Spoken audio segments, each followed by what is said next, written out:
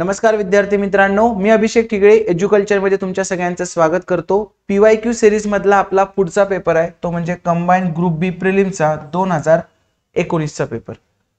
ही आपली fast track batch आहे ज्यांना 28 तासांमध्ये पूर्ण मॅथ रिजनिंग या महत्त्वाच्या टॉपिकची रिव्हिजन करायची असेल तर त्यांच्यासाठी ही बॅच आहे।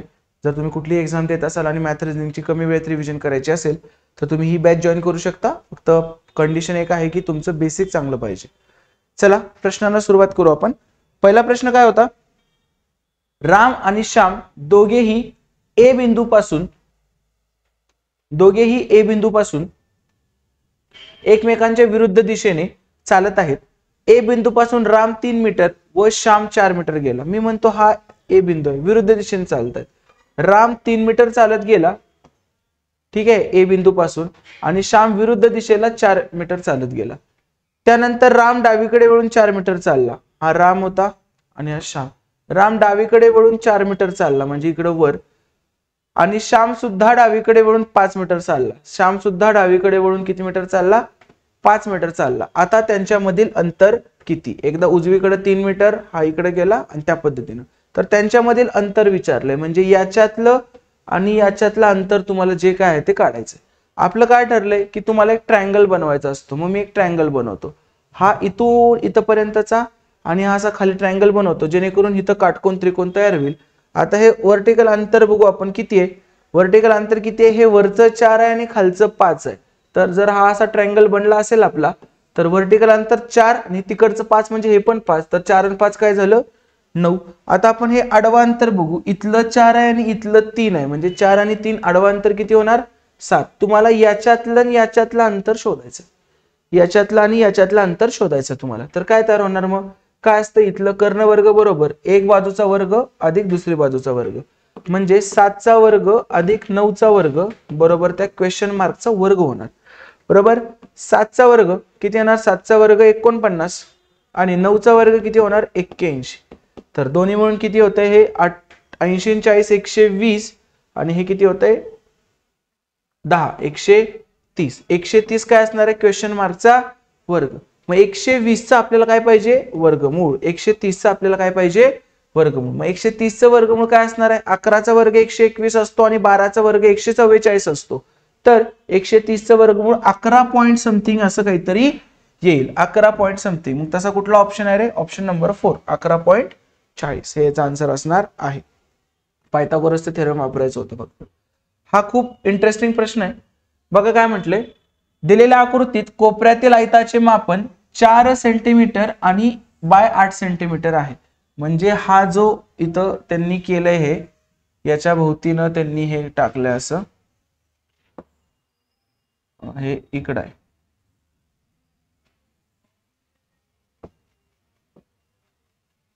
ठीक आहे, असं काहीतरी केलंय। इकडचं पण इकडं असं काहीतरी केलंय। तर त्यांनी इथं जो आयत काढलाय हा आयत, ठीक आहे, तर त्या आयताचं मापन 4/8 केलंय म्हणजे कुठली तरी बाजू 4 आणि कुठली तरी 8 आहे, असं त्यांना करायचं। कसं करायचं बघा, मी जर ह्याला मानायचा प्रयत्न केला तर इथून इथपर्यंत काय रे? आर, रेडियस ऑफ सर्कल आहे। परत इथून इथेपर्यंत काय? हे पण काय? आरच आहे। मग बघा आपण काय करू शकतो, जर मग मी इथून इथं असं काढलं, इथून इथं असं काढलं आणि परत हा पण त्रिकोण तयार केला, असा हा पण त्रिकोण तयार केला। आता मला सांगा, हे आर आहे म्हणजे हे आर असणार आहे, त्यातलं एवढं 4 आहे म्हणजे हे जे मधलं आहे एवढंच, हा त्रिकोण मोठा करतो फक्त मी, हा त्रिकोण मोठा करतो। कुठला त्रिकोण मोठा केला मी? हा वाला त्रिकोण मोठा केला। मला सांगा, एवढं आर आहे त्यातलं हे 4 गेलं म्हणजे हे किती राहिलं रे? R-4 राहिलं का? बरोबर। नंतर हे एवढं भला मोठं आर आहे त्यातलं हे 8 गेलं म्हणजे हे किती राहिलं? हे 8 गेलं म्हणजे काय राहिलं? R-8 म्हणजे हे किती आलं? R-8। आणि हे तर तुमचं रेडियस आहेच आधीपासून आर, सेंटर पासून सर्कलवर कुठला पण काय असतो? रेडियस। आणि हे किती झालं? हे असं करता यायला पाहिजे, मग तुम्हाला हे गणित सुटणार की बाबा असं ॲझ्युम केलं आपण। आणि त्याच्यानंतर हे बघ, हे आर होतं मोठं, हे आर मधून 8 गेलं, R-8। हे पण मोठं आर होतं त्याच्यातून हे 4 मायनस गेलं, R-4।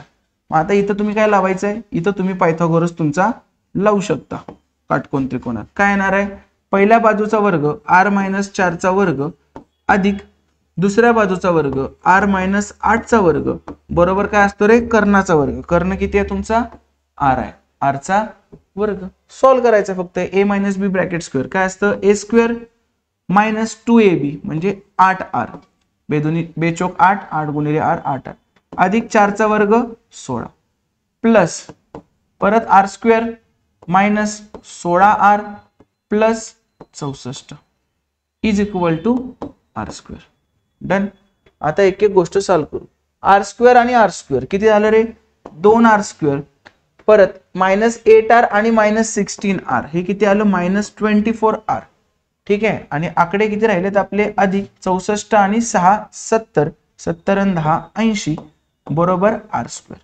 आता त्या एका r स्क्वेअरला इकडे घेऊन टाकू आपण, म्हणजे काय होणार आहे, 2r square minus r square फक्त r स्क्वेअर -24r बरोबर 80 इज इक्वल टू 0. मिळालं का आपल्याला आपलं वर्गीय समीकरण, क्वाड्रॅटिक इक्वेशन मिळालं.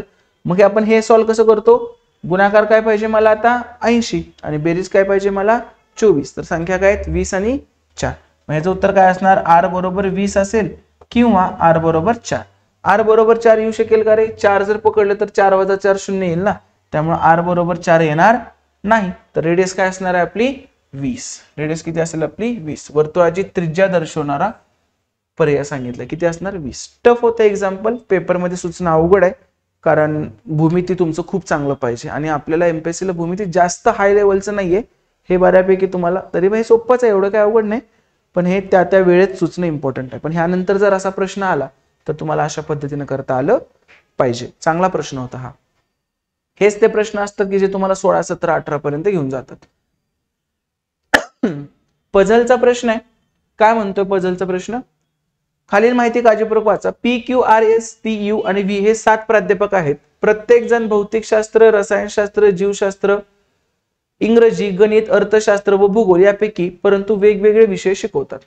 तथापि याच क्रमाने शिकवतील असे नाही. प्रत्येक जण सोमवार ते रविवार पर्यंत एक एक दिवशी शिकवतात. म्हणजे फिक्स झालं आपलं सोमवार, मंगळवार, बुधवार, गुरुवार, शुक्रवार, शनिवार आणि रविवार. आता पुढे काय येणार मग, शिकवता असे नाही. आर हा शुक्रवारी जीवशास्त्र विषय शिकवतो. आर शुक्रवारी जीवशास्त्र विषय शिकवतो. ठीक आहे, लिहून घेतलं.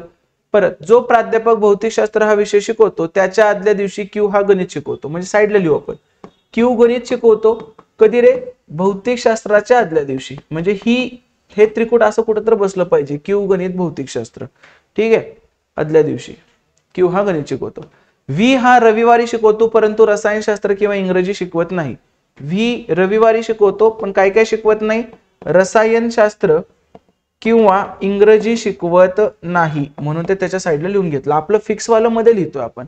ठीक आहे. यू हा ज्या दिवशी शिकवतो त्याच्या आदल्या दिवशी यस हा अर्थशास्त्र शिकवतो. यू ज्या दिवशी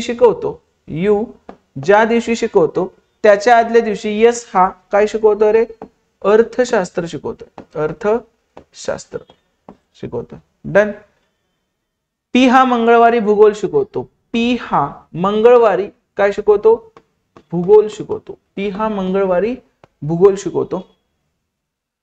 हा इंग्रजी शिकवत नाही. टी कुठला विषय शिकवत नाही, इंग्रजी शिकवत नाही. तर टी कुठला विषय शिकवतो असं आपल्याला विचारलेलं आहे. आता बघा एक एक गोष्ट आपण मांडत जाऊ. आपल्याला एस यू अर्थशास्त्र बसवायचं, म्हणजे एस इथं येऊ शकत नाही कारण त्याच्या खाली यू ला जागा नाही आपल्याला. परत एस इथं पण नाही येऊ शकत कारण त्याच्या खाली यू ला जागा नाही. म्हणजे आपल्याला एस आणि यू ला एकच जागा राहिली, एस आणि इथं यू, आणि एस काय शिकवतो रे, अर्थशास्त्र शिकवतोय. परत अजून एक त्रिकूट आपल्याला फिक्स मध्ये बसवायचंय. क्यू ला गणितासाठी जागा पाहिजे आणि त्याच्या खाली भौतिकशास्त्राला पण. म्हणजे क्यू गणित इथं येणार नाही कारण त्याच्या खाली भौतिकशास्त्राला आपल्याकडे जागा नाहीये. सो क्यू आपल्या इथं येईल, त्याच्या समोर गणित येईल आणि गणिताच्या खाली काय पाहिजे आपल्याला, भौतिक शास्त्र पाहिजे. माणूस कुठला राहिला तुमचा माणूस राहिलाय टी, आणि टी इंग्रजी शिकवत नाही, इंग्रजी इथं पण येत नाहीये. म्हणजे इंग्रजी कुठे येणार आहे, इथं येणार आहे इंग्रजी. मग राहिला विषय कुठला? राहिला विषय रसायनशास्त्र. मग रसायनशास्त्र कुठे येणार? इथे. ठीक आहे. तर विचारला काय प्रश्न, टी हा कोणता विषय शिकवतो? तर टी हा रसायनशास्त्र विषय शिकवतो. कळलं? तुम्हाला युट्यूबवर खूप साऱ्या ट्रिक्स सापडतील पेपर झाल्यानंतरच्या. हे एवढं करायची गरजच नव्हती, हे ह्याच्यातच उत्तर निघतंय. त्या ट्रिक्स फक्त पेपर झाल्यावर निघतात. पेपर मध्ये करायची हीच योग्य पद्धत आहे, हीच म्हणतोय मी. कारण तिथं तसलं काही सुचत नसतं रे, ह्या वाक्यावरून आपल्याला हे क्लिक झालं, त्या वाक्यावरून ते क्लिक झालं. तिथं पेपर वाचण्यातच आपला एवढा हे जातो. त्यामुळे तुम्ही तसले व्हिडिओ डायरेक्ट स्किप करायचे, काही बघत बसायचं नाही. ते तसले व्हिडिओ म्हणजे तात्पुरता आनंद देणारे असतात. तर किती सोपं आहे, एवढं पण सोपं नाहीये. सोपं आहे, असं केल्याने पण 1 मिनिटाच्या आतच होतंय. ठीक आहे. चला, काय आला याचा आन्सर? रसायनशास्त्र. मांडत जायचंय. ज्या गोष्टी फिक्स माहित आहेत त्या फिक्स मांडायच्या, ज्या फिक्स माहित नाहीयेत त्या साईडला लिहून घ्यायच्या. That's it. जेव्हा कधी पण तारीख किंवा वार असतात तेव्हा ते आधी मांडून घेणं कधी पण चांगलं. PQRSTUVW हे मध्याकडे तोंड करून वर्तुळाकार बसलेत. किती लोक आहेत? 4 लोक आहेत. म्हणजे 4 आणि 4 8 लोक आहेत. जेव्हा पण 8 लोक वर्तुळाकार असतात तेव्हा सरळ असं करायचं. वर्तुळ काढण्यापेक्षा हे काढणं कधी पण बेटर. आता P हा T च्या उजवीपासून दुसरा आहे, तसेच तो R आणि V च्या सलग शेजारी आहे. काय म्हटलं ते लिहून घेऊ आपण. P हा T च्या उजवीपासून दुसरा आहे. T पहिलं वाक्य कुठे पण लिहू शकतो. P हा T च्या उजवीकडून दुसरा आहे. झालं, उजवीकडून दुसरा. आणि त्याच्या R आणि V च्या शेजारी आहे. R आणि V च्या शेजारी आहे म्हणजे इथं RV असेल किंवा VR असेल, आपल्याला काय माहित नाही. पुढे बघू. S हा P चा शेजारी नाही. S हा P चा शेजारी नाही म्हणजे S इथं कुठंच येणार नाही. ठीक आहे. V हा कशाचा शेजारी आहे? V हा तिथे एक काहीतरी मिसिंग आहे, एकच सेकंड चेक करतो मी. V हा U चा शेजारी आहे. V हा U चा शेजारी आहे. जर V हा U चा शेजारी असेल तर मला एक सांगा, V ला आपल्याला कोणतरी शेजारी द्यायचं म्हणजे V इथे येईल का रे? नाही, इथं आपलं काय येणार आहे? Rच येणार. इथं आपलं काय येणार? R. आणि इथं काय येणार आपला? V. त्याच्यामुळे काय येणार? V हा U चा शेजारी आहे म्हणजे इथं U ला जागा भेटली. जर V इथं घेतला असता तर U आपल्याला त्याच्या शेजारी लिहिता आलं नसतं. जमलं? Q हा S आणि W च्या मध्ये नाही. Q हा S आणि W च्या मध्ये नाहीये. W हा U आणि S च्या मध्ये नाही. W हा U आणि S च्या मध्ये पण नाही. U आणि S च्या मध्ये W नाहीये आणि S आणि W च्या मध्ये Q नाहीये. म्हणजे हे 3 गोष्टी राहिलेत. आता आपल्याकडे काय राहिलेत? 3 गोष्टी राहिलेत. कुठल्या कुठल्या? S, Q आणि W. या 3 गोष्टी आपल्याला भरायचे. S किंवा Q, S, W या 3 गोष्टी आपल्याला भरायच्या. कुठल्या कुठल्या? Q, S आणि W या गोष्टी. आता त्यांनी काय सांगितलंय? S आणि W च्या मध्ये Q नाही आणि U आणि S च्या मध्ये W नाही. मग मला सांगा, U आणि S इथे येणार, S च्या मध्ये W नाही. म्हणजे W नाही म्हणजे राहिलाय कोण? फक्त Qच राहिलाय. मग W कुठे येणार? खाली. कळलं? मांडलं आपण. आता खालीलपैकी कोणते 2 शेजारी नाहीत? UV शेजारी आहेत. RP सुद्धा शेजारी आहेत. SW सुद्धा शेजारी आहेत आणि RV शेजारी आहेत का रे? नाही. कुठले शेजारी नाहीत? RV शेजारी नाहीत. आता पुन्हा तेच, सर एवढं करायची गरज नव्हती. का गरज नव्हती? तर P हा T च्या उजवीपासून दुसरा आहे, तसेच तो R आणि V यांच्या सलग शेजारी आहे. जर R आणि V यांचा सलग शेजारी P असेल तर डेफिनेटली R आणि V एकमेकांचे शेजारी असूच शकणार नाहीत. त्यांच्यामध्ये काय येतंय? P येतंय त्यांच्यामध्ये. पण मला सांग, तू कधीतरी आयुष्यात तू स्वतः विचार करायचा, युट्यूबचे व्हिडिओ सोडून पहिला प्रश्न आधी वाचतो का रे?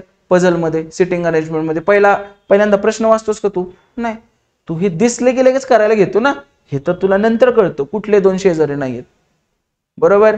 आणि दरवेळी हाच प्रश्न येतो का? असं काय नसतं. ह्याच्यावर किती पण प्रश्न येऊ शकतात आणि त्यातला हा चुकून आलाय म्हणून त्यासाठी तसल्या सवयी आपल्याला लावायच्या नाहीत. तसल्या सवयी एकदा लागल्या आणि जर चुकून करायचंच वाला पझल आलं की मग तू आळशीपणा करतो, तू बघत पण नाहीस त्याच्याकडे. त्यामुळं हे सोडवणे ही योग्य पद्धत आहे आणि त्याच्यावरून तू उत्तरं काढत जा. Okay, next. खूप अवघड आणि किचकट असं काही म्हणू शकतो तुम्ही किंवा लेंदी म्हणू शकता या प्रश्नाला. बघा कसं करायचं.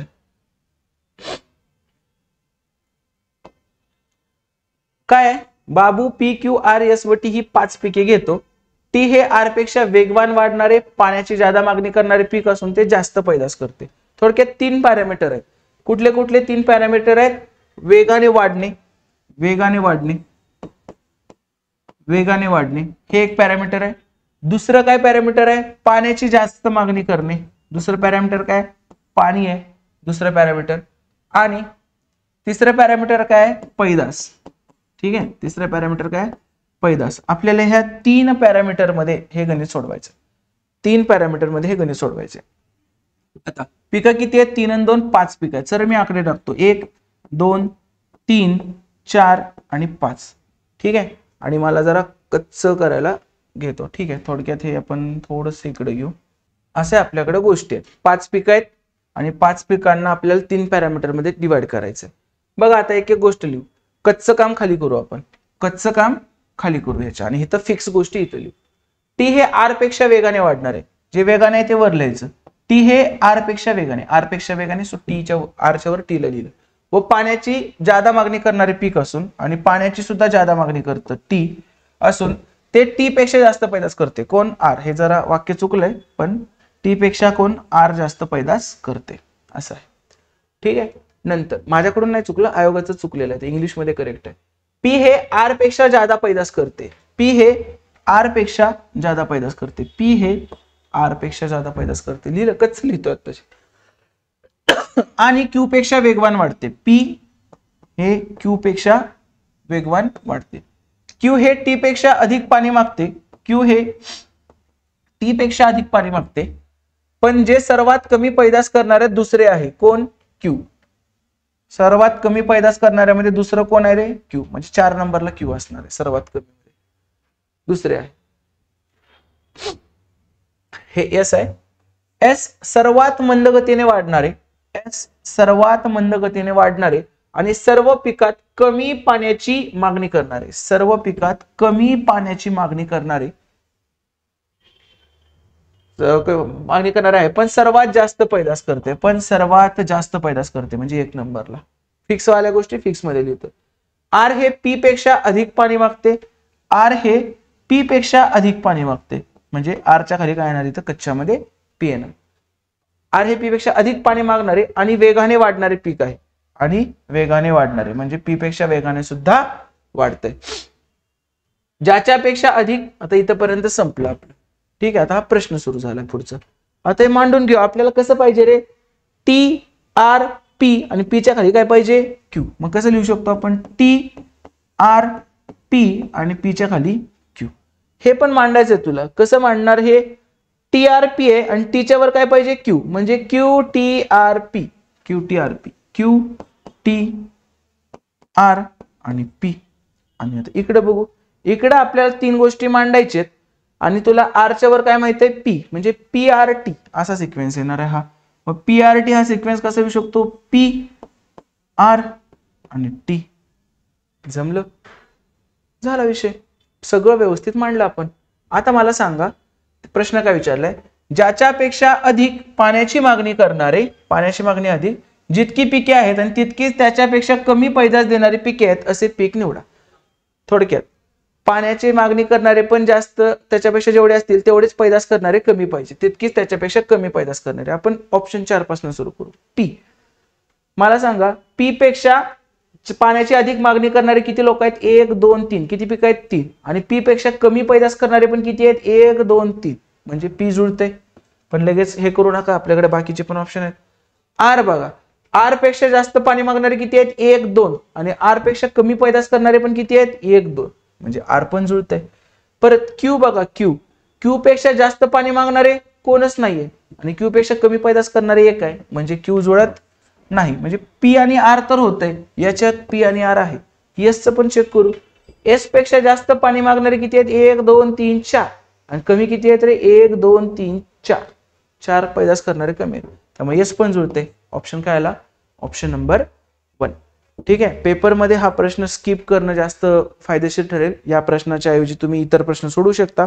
पण जर आता आपण रिव्हिजन करतोय, आपण शिकतोय आता किंवा पेपर एक्सप्लेनेशन बघतोय, तर तुम्हाला हे उत्तर कसं काढायचं हे माहित असलं पाहिजे. ठीक आहे, अशा प्रकारचा प्रश्न 2 वेळा एमपीएससी ला पडलेला आहे. आणि सेम टू सेम असंच त्याच्यात जायचं होतं. थोडीशी पुस्तकाची माहिती देतो. परीक्षेच्या तोंडावर तर पुस्तकं घ्यायची नाहीत आपल्याला, पण मेन्सला सुद्धा 22 प्रश्न गणित बुद्धिमत्ता पडतात. तर त्याच्यासाठी आपलं संपूर्ण बुद्धिमत्ता आणि संपूर्ण अंकगणिताचं टॉपिक वाईज PYQचं पुस्तक आहे, ज्याच्यामध्ये आपण 2009 ते 2024 म्हणजे समाज कल्याणच्या पेपर जो झालेला तिथपर्यंतचं हे पुस्तक आहे आता सध्या आपलं या डेटला. तर या पुस्तकामध्ये सगळे प्रश्न आतापर्यंतचे व्यवस्थित टॉपिक वाईज सॉर्ट केलेत आणि त्याचे डिटेल स्पष्टीकरण दिलेत. आणि प्रत्येक टॉपिकच्या समोर एक तुम्हाला QR कोड दिसेल. तो जर तुम्ही स्कॅन केला तर तुम्हाला माझ्या पद्धतीनं म्हणजे सॉल्व विदाउट फॉर्म्युलाने गणिताचे आणि बुद्धिमत्तेचं डेव्हलप लॉजिकल अप्रोच ह्या दोन्ही गोष्टी तुम्हाला त्या कन्सेप्टच्या व्हिडिओमध्ये कळतील. काही ठिकाणी ते व्हिडिओ 15 मिनिटाचे आहेत, काही ठिकाणी अर्ध्या तासाचे आहेत, काही ठिकाणी 1 तासाचे आहेत. ते जसं त्या टॉपिकची योग्यता असेल त्याप्रमाणे थोडंफार तुम्हाला कन्सेप्ट समजवण्याचा प्रयत्न केलाय, जेणेकरून तुम्हाला दिलेले सगळं स्पष्टीकरण व्यवस्थित नीट समजावं आणि या पुस्तकाचा व्यवस्थित अभ्यास करावा. तुम्हाला हे पाहिजे असतील तर डेफिनेटली तुम्ही हे घेऊ शकता. सगळ्यांकडे कायमस्वरूपी असावी अशी ही 2 पुस्तकं मी तयार केलीत. कमेंटमध्ये किंवा डिस्क्रिप्शन बॉक्समध्ये याची लिंक देतोय. सॅम्पल PDF बघा आणि जर तुम्ही दुकानात जाऊन घेत असाल तर ऍटलिस्ट त्यांना मागा, हातात घेऊन बघा पुस्तक कसं आहे. तुम्हाला हे नक्की आवडेल, कारण कुठलाही अवघड प्रश्न आपण याच्यात स्किप केलेला नाही.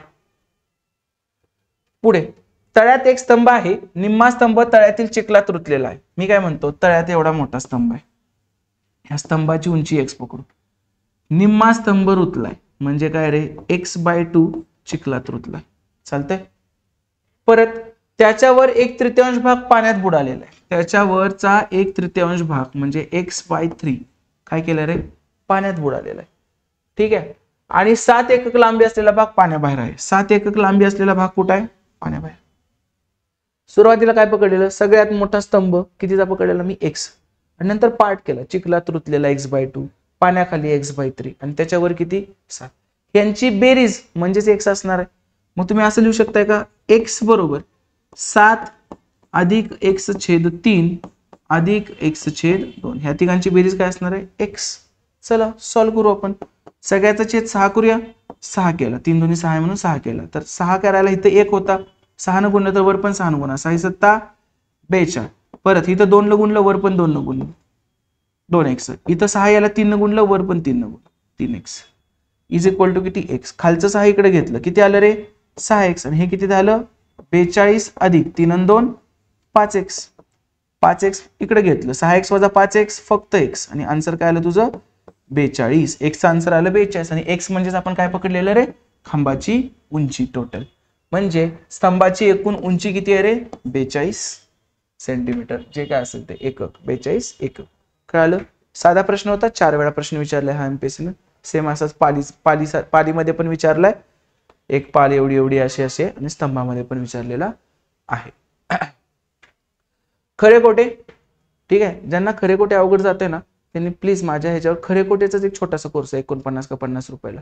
त्याच्यात आतापर्यंतचे सगळे जवळजवळ 32 आहेत खरे खोटेचे प्रश्न, एकदम स्टार्ट पासून 2009 पासून ते 2024 पर्यंत 32 प्रश्नांचं त्याच्यात व्यवस्थित एकतर सोडवायचं कसा, आणि लिटरली ते जवळजवळ 2-2.5 तासाचं लेक्चर आहे, पण तुमचं परफेक्ट होऊन जाईल खरे खोटे.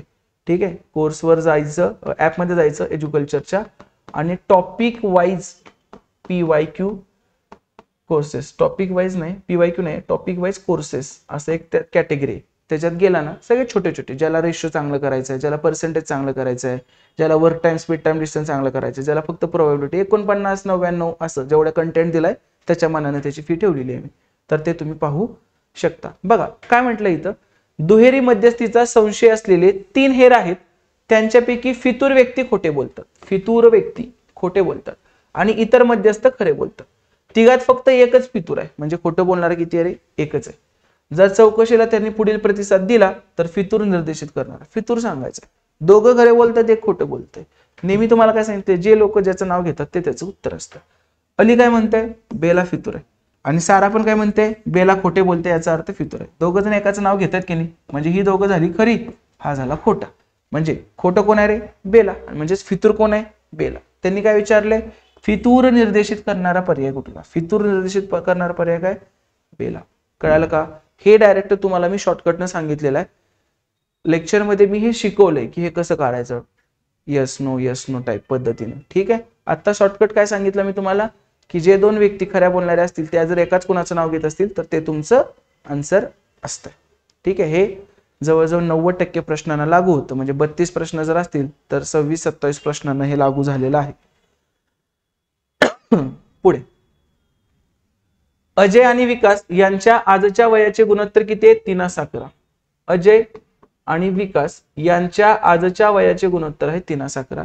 विकास हा मीनाच्या वयापेक्षा 12 वर्ष लहान आहे. विकास हा मीनाच्या वयापेक्षा 12 वर्ष लहान आहे. मीनाचे वय 7 वर्षांनी 85 असेल. मीनाचे वय 7 वर्षांनी 85 म्हणजे मीना अधिक 7 बरोबर किती असणार आहे? 85. म्हणजे मीना बरोबर किती रे? 85 वजा 7 किती आलं? 85 वजा 7 78. बरोबर. मीना 78 ची आली तर विकास किती येणार? 78 वजा 12 विकास कितीचा आला? 66. मला सांगा, विकास जर 66 असेल, आपल्या 11ला 66 म्हणलंय म्हणजे आपल्या 1ला 6, 1ला 6 असेल तर अजय कितीचा बनणार? 11 सक्क 66, तसं 3 सक्क 18. अजयचं वय काय झालं? 18. काढत गेलो फक्त. पुढे काय म्हटलंय? जर अजयच्या वडिलांचे वय किती आहे रे? 25 वर्ष अजयपेक्षा जास्त आहे. ठीक आहे, मग अजयचं वय किती? 18. त्याच्या वडिलांचं वय त्याच्यापेक्षा 25 वर्ष जास्त आहे म्हणजे त्याच्या वडिलांचं वय किती रे? 43 वर्ष. Option number 2. समजलं? फक्त मांडत जायचंय, त्यानुसार होत राहतं. इक्वेशनचे प्रश्न येतील.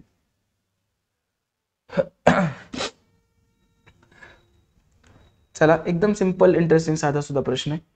एक्स ही बाटली पूर्णपणे लिंबू रसाने भरली आहे, त्यात 1 लिटर लिंबू रस आहे. मी म्हणतो एक्स ही बाटली आहे, त्यात 1 लिटर म्हणजे 1000 मिली लिंबू रस आहे.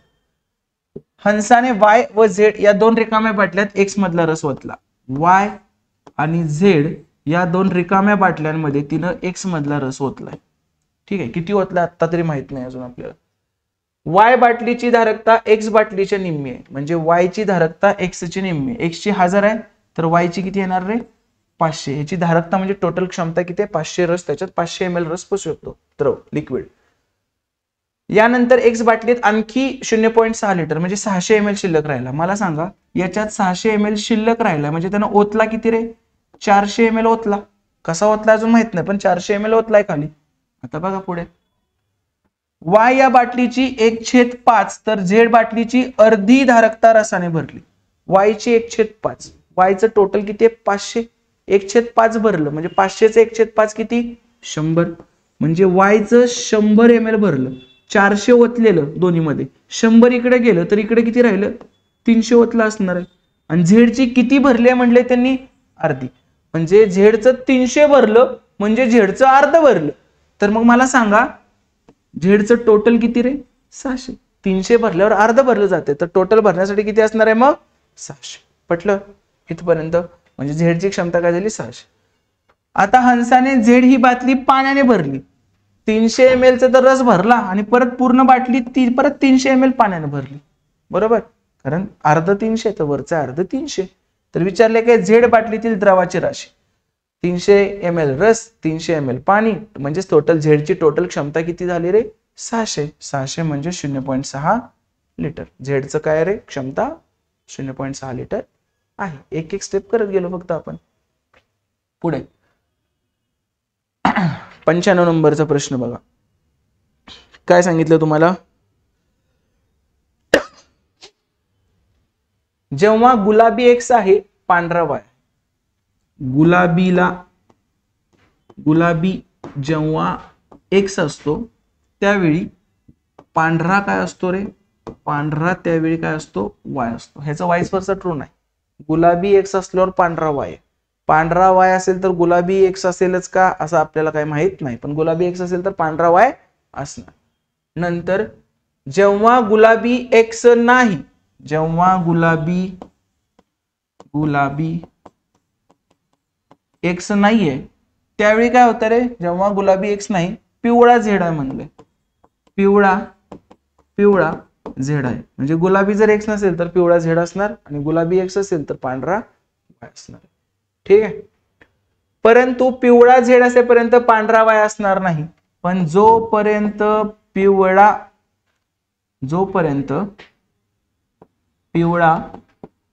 झेड आहे, जोपर्यंत पिवळा झेड आहे तोपर्यंत त्यांनी काय म्हटलंय, पांढरा वाय असणार नाही, पांढरा वाय असणार नाही. लिहून घेतलं.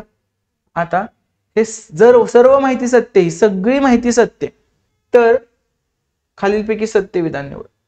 पिवळा झेड असताना गुलाबी एक्स आहे. पिवळा झेड असताना गुलाबी काय आहे आपल्याला माहित आहे का? नाही. त्यामुळे पहिलं तर काय सांगू शकत नाही. दुसरं, पांढरा वाय नसताना पिवळा झेड नाही. पांढरा वाय नाहीये, त्यावेळी पिवळा झेड आहे का नाही आपल्याला काय माहित आहे का? नाही. आपल्याला काय माहित आहे, पिवळा झेड असेल तर पांढरा वाय नाहीये. पण ह्याचं उलट नसतं, मग असेच सांगितलं, पांढरा वाय नसेल तर पिवळा झेड आहे का नाही आपण सांगू शकत नाही. दुसरं पण. तिसरं, पिवळा झेड असल्याने गुलाबी एक्स नाही. मला सांगा, पिवळा झेड आहे, त्याच्यावरून मी काय म्हणू शकतो, पांढरा काय वाय नाहीये. आणि जर पांढरा जर वाय नसेल तर गुलाबी एक्स असणारच नाही का? पांढरा वाय होण्यासाठी गुलाबी एक्स असणं गरजेचं आहे. बरोबर. काय म्हणते बघ, पिवळा झेड असल्याने गुलाबी एक्स नाही म्हटले. जर पिवळा झेड असेल, बघ लक्ष दे, एकदम सिंपल आहे, पिवळा झेड असेल तर पांढरा काय वाय नाहीये. आणि पांढरा वाय कधी येतो रे, गुलाबी एक्स असेल तर येतो. मग पांढरा वाय नाहीये याचा अर्थ गुलाबी सुद्धा एक्स नाहीये. जर पांढरा वाय नाहीये याचा अर्थ गुलाबी सुद्धा एक्स नाहीये. मग इथं तेच म्हटलंय, पिवळा झेड असल्याने गुलाबी एक्स नाही. पिवळा झेड असल्याने पांढरा वाय नाही, आणि पांढरा वाय नसल्याने गुलाबी एक्स नाही. त्यामुळे काय येणार, ऑप्शन नंबर 3. समजलं.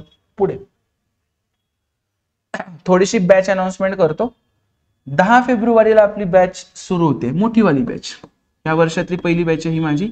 10 फेब्रुवारीला ही बॅच लॉन्च होते. 2 महिन्यांची बॅच असते आपली. 2-2.5 तास रोजचं लेक्चर चालतं. म्हणजे 60 दिवस 2-2.5 तास, 120, 130, 140 तासांची बॅच असते. एकदम डिटेल 3,500 पेक्षा जास्त PYQ आपण ह्याच्यात कव्हर करतो. आता सुद्धा ही बॅच रेकॉर्डेड फॉर्मॅटमध्ये उपलब्ध आहे. पण जी 10 फेब्रुवारीला स्टार्ट होणार आहे ना बॅच, ती आपली दोन्ही फॉर्मॅटमध्ये असणार आहे. म्हणजे ऑनलाईन लाईव्ह, ठीक आहे, आणि त्याचं रेकॉर्डेड पण तुम्हाला देणार, आणि इथं क्लासरूम मध्ये ऑफलाईन सुद्धा आपल्या ABC चौकाच्या ऑफिसमध्ये. तर ही बॅच 10 फेब्रुवारीला सुरू होणार आहे. 2 फेब्रुवारीला तुमचा पेपर झाल्यानंतर जर घरी जाऊन येणार असाल तर 10 तारखेपर्यंत या. कारण माझी बॅच लावायची असेल तर पहिल्या दिवसापासून लावायचे. आदनं मधनं लावलं तर तुम्हाला काहीही कळत नाही. मी ऍडमिशन देतच नाही. पहिले 4-5 दिवसात जर नाही आला तर 6व्या दिवशी तू म्हणलास तरी मी म्हणतो की नाही आता पुढच्या वेळी म्हणतो. कारण ते माझंच नाव खराब होतं. कारण मधनं येतो तुला मग काय कळत नाही, मग सरांचं काही कळत नाही. त्यापेक्षा माझं प्रत्येक लेक्चर आधीच्या लेक्चरवर डिपेंड असतं. पूर्ण बॅच अटेंड करणार असशील तर बिनधास्तीय अशा पद्धतीने मॅथ रिजनिंग शिकशील की तुला कुठल्याच परीक्षेला ते अवघड जाणार नाही. तर ही अशी आपली ऑफलाईन बॅच असणार आहे, प्लस ऑनलाईन लाईव्ह रेकॉर्डेडचं पण सेशन मिळून जाईल तुम्हाला लाईव्ह वाल्यांसाठी. तर याच्यामध्ये आपण जवळजवळ 3,500 पेक्षा जास्त PYQ वर्गातच कव्हर करतो. ठीक आहे. कुणी कुणी लावायची आहे बॅच? सगळ्यात पहिल्यांदा ग्रुप बी मेन्स. तुम्हाला एकदम 22 पैकी 18-19 पर्यंत जायचं असेल, बिंदास डोळे झाकून बॅच लाव. मी सांगतो तेवढं फॉलो करायचं, जातोस तू पुढं. ठीक आहे. आणि ग्रुप सीच्या प्रिलिम्स वाल्यांनी पण, आणि नंतर ते मेन्सला असतील तर त्यांनी सुद्धा. आणि इतरही कोणी सरळ सेवासाठी जॉईन करायचे असेल तर जॉईन करू शकता. पण आपण प्रश्न कंबाईनचे, MPSCचे आणि राज्य सगळे, म्हणजे MPSC कंडक्ट करणाऱ्या सगळ्यांचे प्रश्न घेणार आहे, सरळ सेवेचे नाही. या बॅचमध्ये सरळ सेवेच्या वेगळ्या बॅचेस आहेत आपल्या. तर हे अशा पद्धतीने आहे. तुला काही याविषयी डाऊट विचारायचा असेल तर नंबरवर कॉन्टॅक्ट कर, सांगेन. जस्ट सांगून ठेवलं, 2 तारखेनंतर 7 दिवसाचा गॅप देतोय. 9 तारखेपर्यंत घरी जाऊन येशील तू पेपर झाल्यावर. तर 10 तारखेपर्यंत गणिताचा अभ्यास मेनसाठी म्हणजे माझा क्लास करणे, बस एवढं कर. बाकी काही तुला लागणार नाही. बाकी सगळं माझ्यावर सोडून दे. ओके. तुम्हाला पाहिजे असेल तर तुम्ही, नाहीतर तुमच्या मित्रांना सुद्धा तुम्ही सांगू शकता. इतर गावाच्या लोकांनी पण लाईव्ह आहे आपल्याकडे. नेक्स्ट, एका राज्याचा शिक्षण विभाग 14 ते 18 या वयोगटातील विद्यार्थ्यांना गीतेचे पाठांतर करून शाळेच्या प्रार्थनागृहात दर दिवशी तज्ञांच्या पर्यवेक्षणाखाली ती तोंडपाठ म्हणून दाखवून न्याहारी पत्रक मिळवण्यास उत्तेजन देत आहे. गीतेचं पाठ करा, तुम्हाला न्याहारी पत्रक म्हणजे नाश्ता मिळेल, असं काहीतरी असेल ते.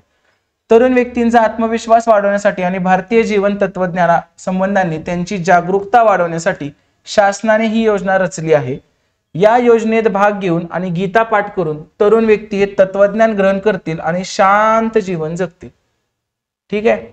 आता त्यांनी काय विचारले आपल्याला, वरील युक्तिवादातील त्रुटी सर्वात चांगल्या प्रकारे व्यक्त करणारा पर्याय निवडायचा. आपल्याला काही युक्तिवादाची त्रुटी सांगितली. युक्तिवादाची त्रुटी काय असते? युक्तिवादाची त्रुटी काय असते? एखादा युक्तिवाद करताना आपण जर कुठल्या तरी गोष्टीला गृहीतच पकडलंय किंवा कुठल्या तरी गोष्टीला दुर्लक्षच केले, त्याला काय म्हणतो आपण? युक्तिवादातील त्रुटी म्हणतो. वरचं जे सांगितले ते काय रे? गीता पाठ करा, नाश्ता मिळवा, म्हणजे तुम्हाला लय ज्ञान आहे, असं वरच्या युक्तिवादाला म्हणायचं. मग याची त्रुटी सांगायची आपल्याला. ठीक आहे. तर पहिलं, तरुण व्यक्ती मुळातच गीतेच्या तत्वज्ञानावर जागरूक आहेत. जागरूक असतील तर वरचं सगळं बोलायची गरज बसली असते का? नाही, पहिलं चूक. दुसरं, भारतीय तत्वज्ञानाच्या आकलनासाठी तुम्हाला गीता तोंडपाठ म्हणावे लागत नाही. वरचं तर म्हणते म्हणावे लागते, हे पण चूक. त्रुटी काय सांगायची? वरच्या कुठल्या गोष्टीचा विचार केला नाही. तिसरं, जागरूकता म्हणजेच आकलन नव्हे. तुम्हाला कुठल्या तरी गोष्टीचं विषयी अवेअरनेस आहे, म्हणजे तुम्हाला काय त्या गोष्ट समजली असं आहे का? आपल्याला बऱ्याच गोष्टीचा अवेअरनेस असतो, मतदान करायचा अवेअरनेस असतं, पण जातच नाही तर म्हणजे तुला समजलीच नाही. नुसतं अवेअरनेस असून काय उपयोग आहे? म्हणजे इथं पण त्यांना तेच म्हणायचं आहे, गीता पाठ असली, ठीक आहे, गीतेविषयी माहिती असली म्हणजे तुम्हाला गीता समजली, गीतेचं आकलन झालं, असं नाहीये. ठीक आहे. तुम्ही एखाद्या आमिषापोटी, एक छोटा आमिष की बाबा असं करा तुम्हाला हे देतो, छोट्या आमिषापोटी एखादी गोष्ट करत असाल तर तुम्हाला ती गोष्ट समजली असं म्हणू शकत नाही. त्यामुळं काय ना, याचं उत्तर जागरूकता म्हणजे आकलन नव्हे, असं आपण त्या युक्तिवाद कर्त्याला सांगायचं. मग तो शांत बसतोय. अरे जागरूकता म्हणजे काय आकलन नाही बाबा, तू एवढं सगळं बोलतोयस, असं त्याला म्हटलं आपण, तर मग ही युक्तिवादातील त्रुटी असते. ठीक आहे. अभिषेक सिसॅटचं एक चॅनल आहे माझं टेलिग्रामचं, त्याच्या ऑडिओ सेक्शन मध्ये जायचं. ऑडिओ का म्युझिक असतं ना टेलिग्रामच्या चॅनलला, आठवत नाही मला आता सध्या, म्युझिक किंवा ऑडिओ असतं. त्याच्यात तुम्हाला 6 ऑडिओ सापडतील, 6 ऑडिओ क्लिप सापडतील. ठीक आहे. हे जे सगळे निष्कर्ष, युक्तिवाद, गृहीतक, कारण परिणाम, कोर्स ऑफ ऍक्शन आणि विधान आणि कारण, असे जे 6 टाईप आहेत ना, त्या 6 टाईपचे 6 ऑडिओ आहेत, 3-3 मिनिटाचे. तू फक्त एवढं बघून जा, एवढं एकदा ऐकून जा तू, बस, तुला दुसरं काहीही करावं लागत नाही. एवढं फक्त तू ऐकून जा, तुझे सगळे प्रश्न बरोबर येणार. अभिषेक सिसॅट, आणि सगळ्या अपडेटसाठी पण ह्याच्यावरच. आणि चॅनल वगैरे सबस्क्राईब कर, तुला तेवढं नोटिफिकेशन येईल, लगेच व्हिडिओ दिसेल. बरोबर. हे सांगायला लागतं आजकारण तर सांगत नाही, तर पोरं करत पण नाहीत. मला ते अनालिसिस कळतं. व्ह्यूवरशिप इतकी आहे आणि 30% सबस्क्राईब केले आणि 40% सबस्क्राईब केले. जे बघतायत त्यांनी सबस्क्राईब पण करा. काय मला काय पैसे मिळत नाही, ते तुम्हाला सांगितले आहे कुठल्या तर व्हिडिओमध्ये. आतापर्यंत मला युट्यूब कडून 0 रुपये मिळालेले आहेत. 350+ व्हिडिओ मी टाकलेत युट्यूबवर. मला किती रुपये मिळालेत? 0 रुपये. त्यामुळे तुम्ही जे म्हणत असाल की बघितल्याने आणि सबस्क्राईब केल्याने पैसे वाढतात, तर तसलं काय नसतं. ते ऍड रेव्हेन्यू वगैरे त्या गोष्टी असतात, ते वेगळ्या गोष्टी आहेत सगळ्या. आणि असं नाही की चॅनल मॉनिटाईज नाही झालं, चॅनल मॉनिटाईज झाले, पण आतापर्यंत मला किती रुपये मिळाले? 0. सो तू शेअर केल्याने मला एक 10 रुपये मिळतील असं काही नाही. ठीक आहे. तू शेअर केल्याने कुठल्या तर पोराला चांगलं लेक्चर बघायला मिळेल, एवढाच माझा हेतू आहे. पुढे हे असले प्रश्न स्किप नाहीत करायचे, सोडवायचेच असले प्रश्न. बघ, अलीकडच्या काही वर्षात अनेक लोकांनी सायकलिंगचा वापर करू लागलेले आहेत. लोकांना सुदृढ राहायला याची मदत होते, या कारणाने ही बाब स्वागतार्ह आहे. पण जर शिरस्त्राण घालण्याची सक्ती केली तर लोक सायकल चालवणे टाळतात. सायकलनं सुदृढ होतं, मदत होते, हेल्थ चांगली आहे, सगळं मान्य. ठीक आहे. पण जर तुम्ही त्याच्यावर नियम टाकला, काय शिरस्त्राण म्हणजे हेल्मेट टाकायला लावलं, तर मग सायकल नाही चालवणार लोक. बरोबर. प्रत्येक गोष्टीत धोका असतो आणि स्वतःची काळजी कशी घ्यायची हे लोकांना माहित आहे. लोकांनी स्वतःचे नुकसान करण्यामध्ये शासनाची कोणतीच भूमिका नाही. सायकल चालवणाऱ्यांवर शिरस्त्राण घालण्याची बळजबरी करणे सरकारची व्यक्तिगत निवडारी अनावश्यक लुडबुड आहे. पुण्यातला असेल बाबा माणूस म्हणून असं म्हणतोय तो, आणि ते लोकशाही जीवन मार्गाच्याही विरुद्ध आहे असं पण म्हणतोय. तर वरील युक्तिवादात वापरलेल्या तत्वाचे उत्तम विवरण करणारे विधान. आता पोराला काय वाटतं, वर सायकल, शिरस्त्राण असं काय काय दिसतंय, मग खालच्यातले पण ते शब्द बघायचे, ते आपण काय 10वी पर्यंत नाही आता. ठीक आहे. वरील युक्तिवादात वापरलेल्या तत्वाचं उत्तम विवरण करणारं निवडायचं. म्हणजे सेम वर जी स्टोरी सांगितली तशी स्टोरी खाली कुठे लागू होते. काय सांगितलं वर? लोकांना सुदृढ बनायचं आहे, आरोग्य सुधारायचं आहे, त्यामुळे ते काय करतायत? सायकल चालवायला प्राधान्य देतात. पण जर गव्हर्नमेंटनं हेल्मेट सक्ती केली तर ते सायकल चालवतात. म्हणजे एखाद्या चांगल्या गोष्टीसाठी नियम घातले तर लोक ते करत नाहीत.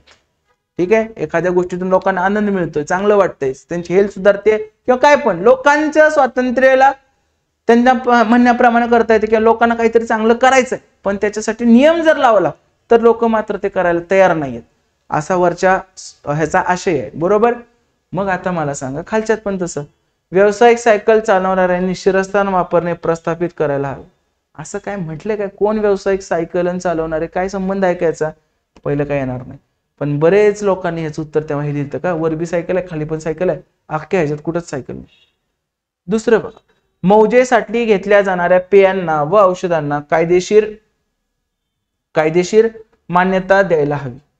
थोडक्यात काय, वर काय होतं, मान्य सायकल चालवण्याने व्यायाम होतो, सुदृढ होतं, पण शिरस्थान घाला, नियम घातला पाहिजे. चांगल्या गोष्टीला पण नियम पाहिजेतच. ठीक आहे. मग इथं पण तेच सांगितलंय, मौजेसाठी घेतल्या जाणाऱ्या पेयांना, थोडक्यात त्यांना दारू म्हणायचे किंवा औषधांना ड्रग्ज म्हणायचंय, कायदेशीर मान्यता द्यायला हवी. त्यांनी काय सांगितलंय, वर जे केलंय तेच खाली केलंय. सायकल चालवणे लोकांना वाटतंय म्हणून गव्हर्नमेंट काय म्हणते, शिरस्थान घाला, नियम केला. इथं काय म्हटलंय, मौजेसाठी घेतले जाणार, मौज म्हणजे मजा मिळते, लोकांना मजा मिळते दारू पिऊन ड्रग्ज घेऊन जे काय असेल ते. पण तिथं काय म्हणले, कायदेशीर मान्यता, म्हणजे तिथं कायदेशीर मान्यता असायला पाहिजे असं त्यांना म्हणायचं आहे. त्यामुळे एखादी गोष्ट लोकांच्या आवडीची आहे पण त्याच्यात नियम आणतोय, सक्ती करतोय आपण कुठल्या तरी वेगळ्या गोष्टीची, सेम त्याच हे आहे पण कायदेशीर मान्यता. कायदेशीर मान्यता म्हणजे दारू पिऊन ड्रग्ज घ्या असं नव्हे, काहीतर ते कायद्याच्या चौकटीत आणलं पाहिजे असं. ठीक आहे. त्यामुळे वरच्या सारखंच ह्याचा मिनिंग होतो. So option number 2. तिसरं, खूपच खर्चिक असल्यामुळे दारुड्यांना त्यांच्या व्यसनावर उपचार करण्यासाठी सार्वजनिक निधी मिळता नाही. हे काय व्यवस्थित नाही. मुले जर परवानगीशिवाय शाळेत अनुपस्थित राहत असतील तर त्यांच्या पालकांना दंड करणे योग्य आहे. त्याचा पण काही संबंध नाहीये, कारण ज्या त्या गोष्टीला जे ती गोष्ट पाहिजे आपल्याला, पालकांचा काय हे नाही त्याच्यात. ठीक आहे, कळालं वरचं आणि खालचं. अवघड प्रश्न असतात हे, पण थोडंसं समजून घेऊन केलं की तू एलिमिनेट करून सॉल्व्ह करू शकतोस. ते 6 ऑडिओ बघ फक्त, तुला मजा येईल. एक कामगार त्याच्या घरापासून कारखान्यात पोहोचण्यासाठी ताशी 5 किलोमीटर गतीने चाललाय, तर तो 3 मिनिटे उशिरा पोहोचतो. 3 मिनिटे उशिरा पोहोचतो. जर तो ताशी 6 किलोमीटर गतीने चालला तर तो 7 मिनिटे लवकर पोहोचतो. तर त्याचे घर आणि कारखाना यातील अंतर किती? आता घर आणि कारखान्याचं अंतर विचारले म्हणजे डिस्टन्स कॉन्स्टंट आहे. Speed is equal to distance upon time मध्ये जर डिस्टन्स कॉन्स्टंट असेल तर speed is inversely proportional to time. म्हणजे जशी स्पीड वाढते तसं टाइम उलटा वाढतो. म्हणजेच काय, स्पीडचा आणि टाइमचा रेशो उलटा असतो. बघा मग स्पीडचा रेशो लिहू आपण. पहिल्यांदा स्पीड किती होतं, 5. नंतर स्पीड किती केलं, 6. मग टाइमचा रेशो काय असणार आहे, उलटा असतो. इनव्हर्सली प्रोपोर्शनल असलं की उलटा, 6 5. जमलं. आता मला सांगा एक गोष्ट, जेव्हा तो 5च्या स्पीडनं जायचा, इथं तो वेळेत पोहोचत असेल. जेव्हा तो 5च्या स्पीडनं जायचा 3 मिनिटं उशिरा पोहोचायचा, म्हणजे इथं पोहोचायचं 3 मिनिटं उशिरा. आणि जेव्हा तो 6च्या स्पीडनं जायचा तेव्हा तो 7 मिनिटे लवकर पोहोचायचा, म्हणजे इथं जायचं. म्हणजे हा टाइम गॅप किती आहे रे, हा 7 आणि हा 3, 7 आणि 3 10चा टाइम गॅप आहे, बरोबर. आता इथं आपल्या रेशो मध्ये बघा टाइम गॅप कितीचा आहे, 6 आणि 5 मध्ये 1चा टाइम गॅप आहे. याचाच अर्थ काय, आपल्या 1ला ते किती म्हणतात मिनिटांच्या भाषेत, 10 मिनिटं म्हणतात. आपल्या 1ला किती म्हणतात, 10 मिनिटं म्हणतात. मग आपल्या 1ला 10 मिनिटं म्हणत असतील तर आपल्या 6ला किती म्हणणार, 60 मिनिटं. आणि 60 मिनिटं म्हणजेच किती रे, 1 तास, बरोबर. त्यांनी तुला काय विचारले, घर आणि कारखाना यातील अंतर म्हणजे डिस्टन्स विचारले. डिस्टन्स काय असते, स्पीड इंटू टाइम. स्पीड किती आहे तुझं, 5, आणि टाइम किती लागला तुला, 1 तास. तर 5 1 5, डिस्टन्स किती आलं, 5. मी त्या स्पीड टाइम डिस्टन्सच्या कुठल्या फॉर्म्युलांनी हे गणित सोडवत नाही. मी ही सगळी गणित रेशोने सोडवतो. किती इझी वाटते तुला, दिसायला इझी वाटते का, ठीक आहे. तुला ते हे न करायचंय, त्यांच्या फॉर्म्युलाने करायचंय. डिस्टन्स अजून करतात डी, पहिल्याचं स्पीड काय, डी/5 टाइम, बरोबर. आणि नंतर काय, डी मायनस पहिल्यांदा हे डी/5 म्हणजे जरा किती वेळ लागला रे, 3 मिनिटे उशिरा, म्हणजे t+3. आणि नंतर डी/6 म्हणजे काय रे, t-7. आणि ते पण हे कशात आहेत, हे मिनिटात आहेत. ह्याला परत तासात बिसात करायला लागणार, 3/60 7/60. आणि हे दोन इक्वेशन सॉल्व्ह करत अर्ध पेज अख्खं पेज जात. आपण केवढं सोपं केलं. डिस्टन्स कॉन्स्टंट आहे, speed is inversely proportional to time. जो स्पीडचा रेशो आहे तोच टाइम, त्याचा उलटा टाइमचा रेशो. स्पीडचा रेशो 5:6 आहे, टाइमचा रेशो 6:5. 5 न गेलं, 5च्या स्पीडनं गेलं की 3 मिनिटं उशिरा पोहोचतोय. 6च्या स्पीडनं गेलं की 7 मिनिटं लवकर पोहोचतोय. हा टाइम गॅप कितीचा आहे, 7 आणि 3 10चा. आपला टाइम गॅप कितीचा आहे, 6 आणि 5 मध्ये 1चा. मग आपल्या 1ला काय म्हणतायत, 10, 1 ला 10 तर 6 ला 60, 60 मिनिटं म्हणजेच 1 तास झालं. मग डिस्टन्स काय, स्पीड इंटू टाइम. स्पीड किती आहे 5, टाइम किती आहे 1, 5 एके 5. कळलं, समजलं? चलो, समजणार तर नाही, जे माझे विद्यार्थी आहेत त्यांना थोडंफार कळेल, पण त्यांना सगळं कळेल, बाकीच्यांना वाटेल की हे सोपं आहे, पण कसं आहे तर मग ठीक आहे, करायला लागेल कोर्स. मी दुसरं काहीच बोलू शकत नाही. आता एक लेक्चर आहे माझं स्पीड टाइम डिस्टन्स युट्यूबवर, ते पाहून घ्या. 15-16 गणित घेतली अशी की ते कळून पण जातं तुम्हाला. ठीक आहे, स्पीड टाइम डिस्टन्स आणि अभिषेक ठिगळे. तुला जो पण चॅप्टर करायचा ना त्या टॉपिकचं नाव टाकायचं, त्याच्या पुढे अभिषेक ठिगळे टाक. तुला कुठल्या ना कुठल्या तर क्लासमध्ये माझा व्हिडिओ मिळेल युट्यूबवर. बघा प्रश्न वाचा काय. जगभरातील प्राचीन संस्कृती देवतांचे सांत्वन करण्यासाठी रक्त अर्पण केले जात होते आणि मानवी बळी दिला जात होता. असे असले तरी शेजारच्या टोळ्यातील कैद्यांना बळी देण्याबाबतचा माया संस्कृतीचा नैसर्गिक कल अन्य सर्व टोळ्यांना, इथं डॅश आहे, अन्य सर्व टोळ्यांना डॅश डॅश करत होता. रक्त अर्पण केलं जात होतं, मानवी बळी दिला जात होता, तो त्यांचा हे असेल नैसर्गिक कल आहे, त्यांच्यासाठी ते नॅचरल आहे, त्यांना काय वाटत नाही. पण इतर सर्व टोळ्यांना तो काय करत असेल रे, अस्वस्थ करत असेल, अपमानित करत असेल. दुसरे कुठले शब्द बसत नाहीत. कारणीभूत कसं काय करेल, रॉंग. परत माफ कसं काय करेल, रॉंग. आणि बंदिवान कसं काय करेल, नाही. म्हणून काय येणार आहे, अस्वस्थ आणि अपमानित. चला, सेम असाच प्रश्न मागच्या पेपरला सुद्धा आपण बघितला होता. आणि जर तुम्ही पाठ केलेलं उत्तर लिहिलं असेल, जर तुम्ही पाठ केलेलं उत्तर लिहिलं असेल तर ते चुकणार, किंवा ह्या परीक्षेचं पुढच्या परीक्षेत आपण उलट येतोय ना, तर ह्याचं उत्तर आणि त्याचं उत्तर वेगळं आहे, दिसायला प्रश्न वेगवेगळे दिसत आहेत. नीट बघायचं काय सांगितलंय. नेमक्या 2 कर्णरेषा जितक्या शिरोबिंदूत छेदतात त्यांची संख्या तुम्हाला सांगायची. नेमक्या 2 कर्णरेषा जितक्या बिंदूत छेदतात. मग सगळ्यात पहिल्यांदा 2 कर्णरेषा, एक नेमक्या 2 पाहिजेत. आता ही काय झाली, दुसरी. आता अजून काय येणार आहे, हे बघ, हे वालं आणि हे वालं इथं वर येऊन टच होणार आहे, त्यामुळे ह्या दोन्हीचा एक. ठीक आहे, आता अजून काय येणार, हे वालं इथं वर येणार आणि हे पण इथं वर येणार. हे वालं आणि हे वालं इथं एकदा येणार, हे आणि हे आणि हे आणि हे, ह्या दोन्हीचं एक होणार आणि ह्या दोन्हीचं. असे एकूण शिरोबिंदू किती झाले मग, 1 2 3 वर येणार आणि हे 4 इथं वर येणार. टोटल किती आहेत रे, हे 4. मला हा प्रश्न पाठ होता, मी तो बघितलाच नाही आणि मी डायरेक्ट त्याचं उत्तर 4 लिहिलं. पण तो प्रश्नातल्या आकृती रेषा वेगळ्या होत्या. आणि इथं काय रे, नेमक्या 2 कर्णरेषा आहेत. 2020 चा बघितला ना पेपर, तर बघायचं आहे. सगळे टाकलेत आतापर्यंत आपण. 2023, 22, 21, 20, हा 19 आणि उद्या तुम्हाला 18चा मिळणार आहे. 17चा तर खूप आधी टाकलाय मी. त्यामुळे हे एवढे प्लीज बघून जा. तू नंतर मला थँक्स म्हणशील. एवढे फक्त तू बघून जा सगळे पेपर, अजिबात आळशीपणा करू नकोस. ठीक आहे, तर काय आन्सर याचा, ऑप्शन नंबर 2. डन. तर हे अशा पद्धतीनं आपण पेपर बघितलेले आहेत. थोडेसे अनाउन्समेंट करतो, लक्ष दे. पेपर झाल्यानंतर तुझ्या हातात जर काय नसेल तर जे पण काय सरळ सेवाचे परीक्षा होणार आहेत आता 2025 मध्ये, त्यांच्यासाठी ही बॅच जॉईन करा. ही कुठली बॅच आहे, ज्या परीक्षांमध्ये फक्त 4 सब्जेक्ट असतात, मराठी, इंग्लिश, जीके आणि मॅथ रिजनिंग, त्यांच्यासाठी ही परीक्षा आहे. याच्यात आपण तलाठीचे, वनरक्षकचे, सहकारचे, बीएमसीचे, टेटचे आणि टेटचे दोन्हीचे आपण प्रश्न सगळ्यात PYQ टाकलेले आहेत. आणि 2 मोठे फोल्डर आपण, एक मॅथचा आणि एक रिजनिंगचा फोल्डर की ज्याच्यात शिकवलंय माझ्या पद्धतीनं. तर हे सगळं आहे, त्यांनी हा कोर्स जॉईन करायचा. जे लोक दुसऱ्या प्रकारची सरळ सेवा एक्झाम देतात की त्याच्यामध्ये आपण टेक्निकल आणि नॉन टेक्निकल सब्जेक्ट असं म्हणतो त्यांना, तर त्यांनी हा कोर्स जॉईन करा. ज्याच्यात पण आपण सेम मॅथ आणि रिजनिंगचे 2 मोठे कोर्स टाकलेले आहेत आणि याच्यातल्या परीक्षांचे PYQ आपण याच्यात घेणार आहे. मग TET, FDA, NTPC, Mahapareshan, Mahavitaran वगैरे ते सगळं, किंवा रेल्वेच्या सगळ्या ज्या ग्रुप डीच्या एक्झाम होणार आहेत ते. तर तुम्ही तुमच्या सोयीनुसार, तुम्ही ज्या परीक्षांचा अभ्यास करताय त्याच्यानुसार हा किंवा हा कोर्स जॉईन करा व्यवस्थित.